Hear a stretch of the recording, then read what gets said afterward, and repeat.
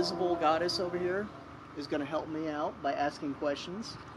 You hear my voice. The camera shy master over here in hiding. And I guess today you mentioned innocence would be a topic you'd like to dive into. Yes. All right. So I guess my first question would be, you've spoken a lot on the topic of innocence. mm-hmm. What does innocence mean to you, and how does tapping into innocence something we can use in our daily lives as humans? Okay. So this is something I had to go through a lot of hard knocks to kind of get, and ironically, well, it kind of makes sense. I had to experience beings who were very in connection with their innocence.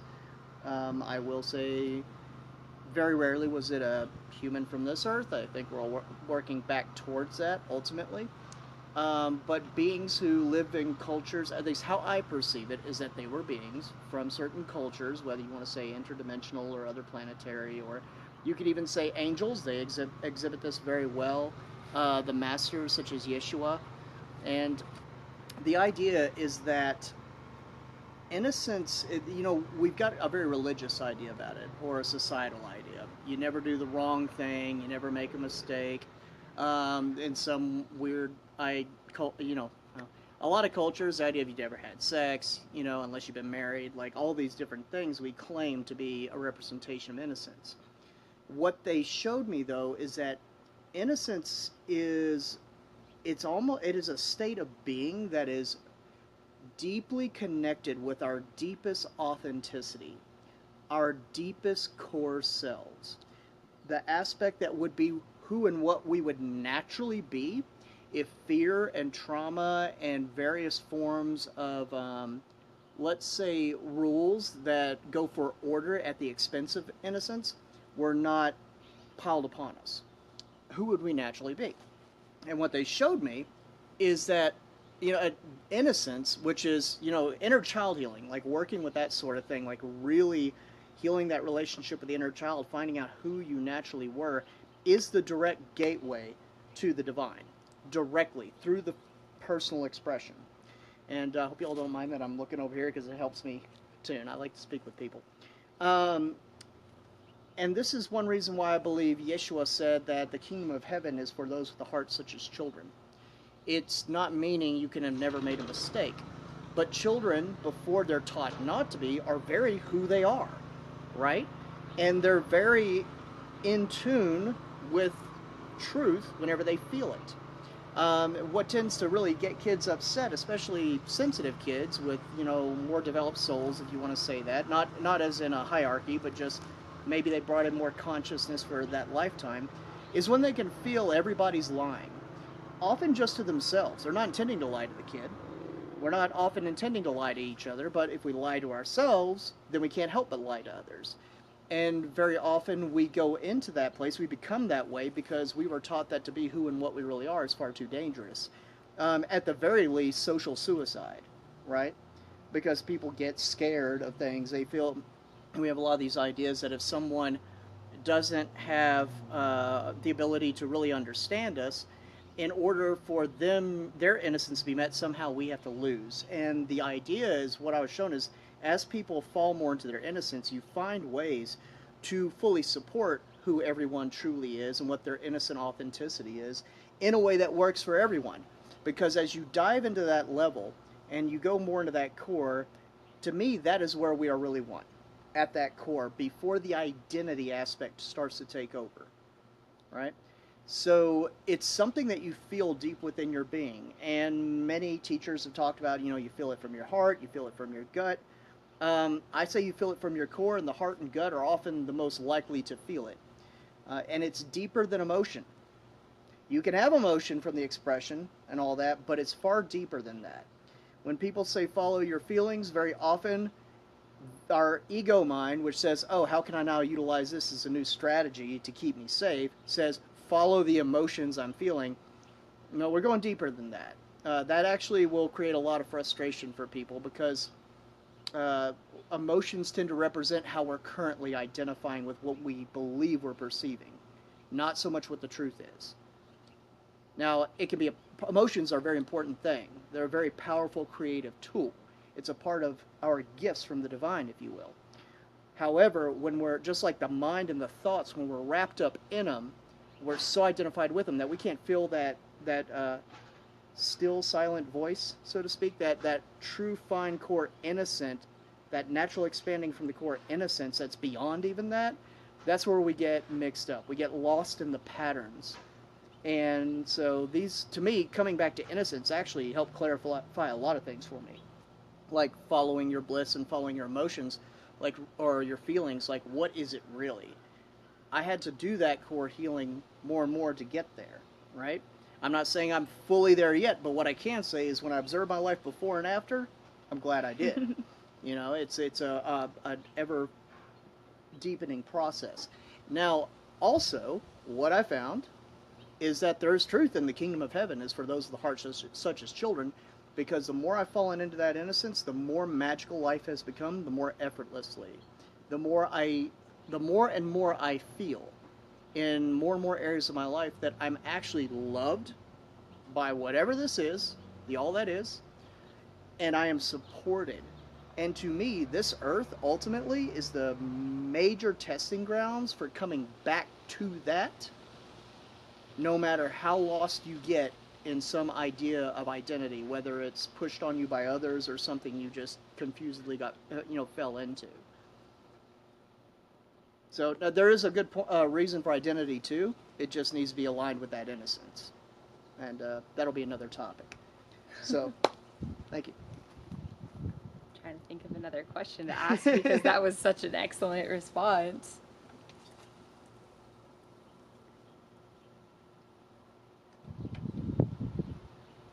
What are some ways when we're experiencing intense emotions or pressures that are happening in our lives that you use to go back to that innocent state?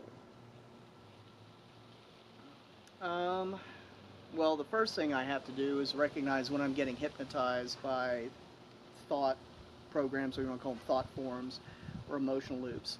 What I've found is that when I'm most in my innocent core and I'm most naturally aligned to it, I feel in my body. I feel like at the very core connected. There's also like when I'm in alignment with it, when I'm speaking from it and moving in a direction that is supported in that, the field around me feels like there's life in it, supporting it. Even if I'm scared, even like if in my emotional feelings there's like a fear to do it, when the timing is there and I'm expressing, there's like this support in the field. It's like feeling spirit activate. And for me, that's how I experience it. There's a clarification. There is a sense of settling in, even if I'm also expanding. There's a rooting with the expansion. It can feel very vulnerable, but at the same time, you know, it's kind of like what we witnessed today.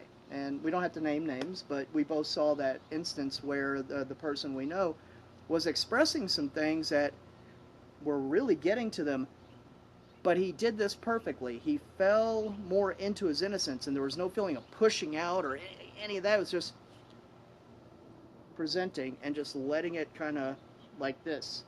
And immediately the energy shifted after, even though it was a very hot topic for him, a very difficult thing to express, a lot of frustration, anger. Once he got it out, and it wasn't like trying to be put on anyone, it wasn't like attacking or any of that, that it just like settled out and the energy started moving for all of us. Yes, creative energy, everything was flowing, less stagnancy in the situation we were in. Mm-hmm.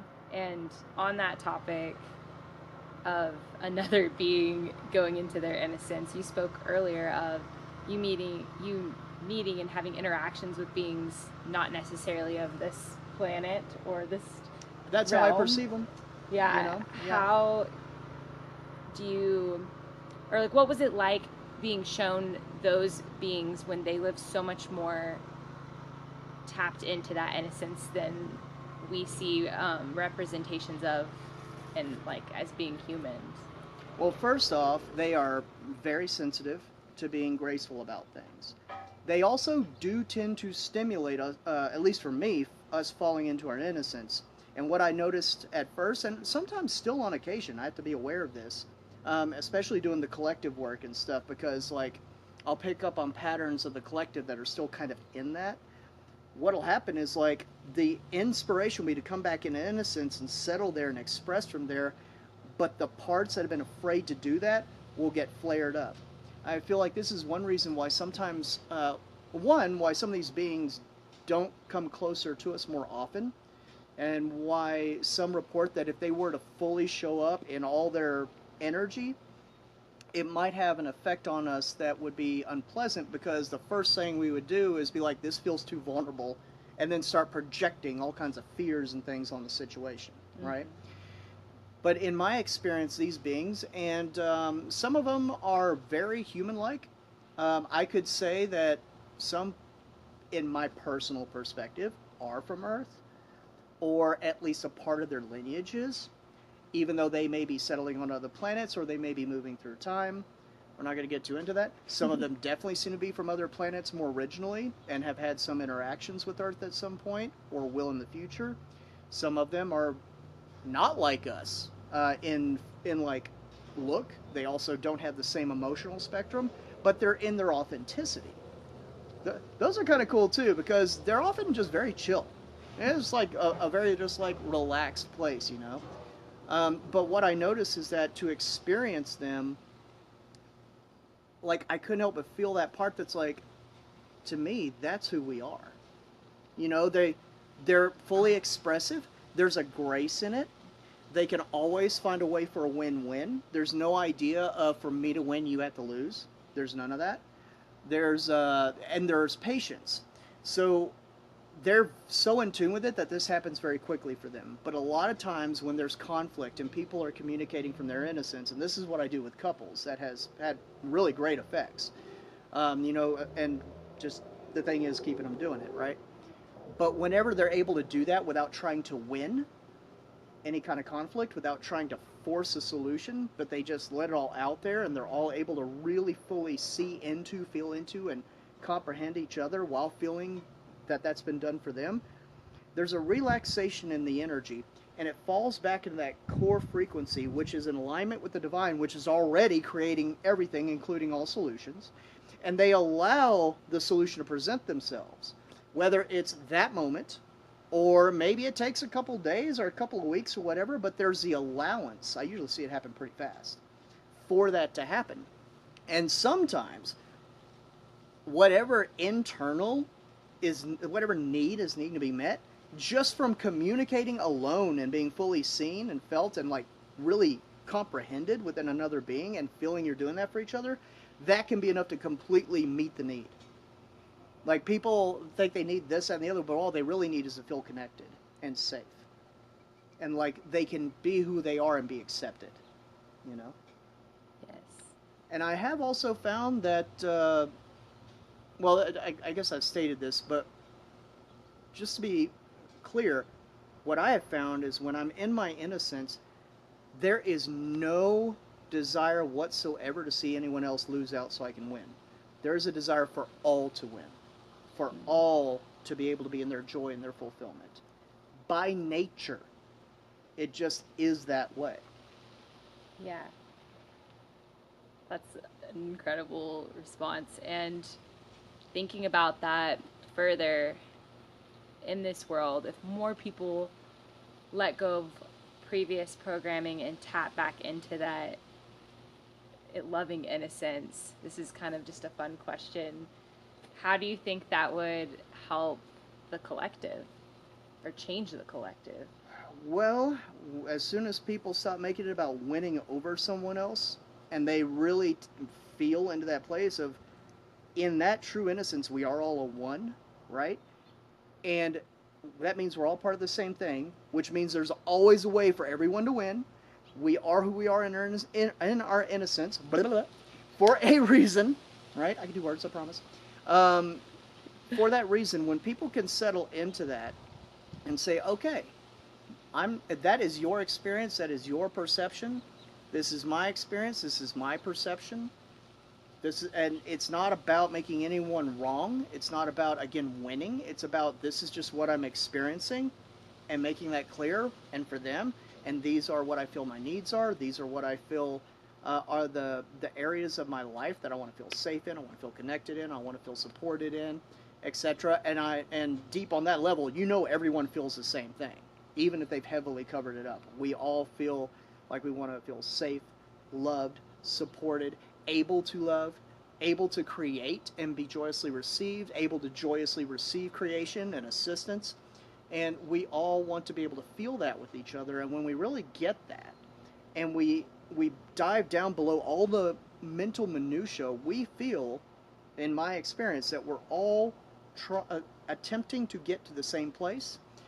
And we may not know how instantly, but what will happen is that people will start recognizing new possibilities for how to meet those needs for everyone, for how everyone can feel honored in a way that doesn't have to harm anyone, that creates a true win-win, that creates alchemy, true alchemy of consciousness, bringing what appears opposing together to create something new that uplifts both, right?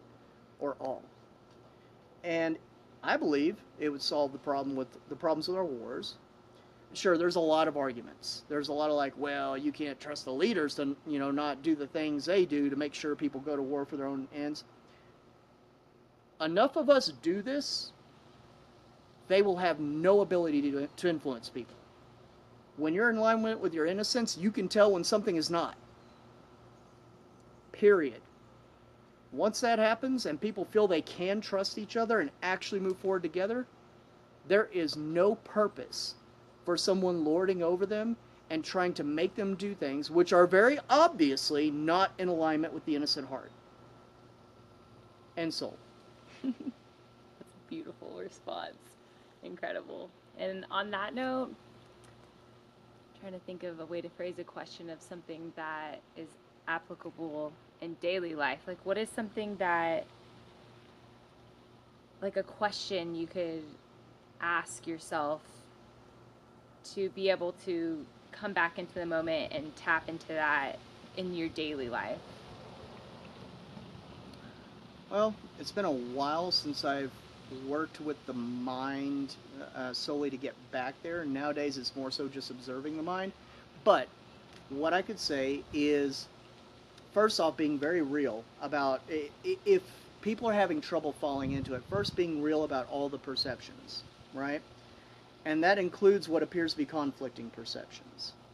And like coming to the place of saying, okay, this is what I'm perceiving. These are the feelings I'm having.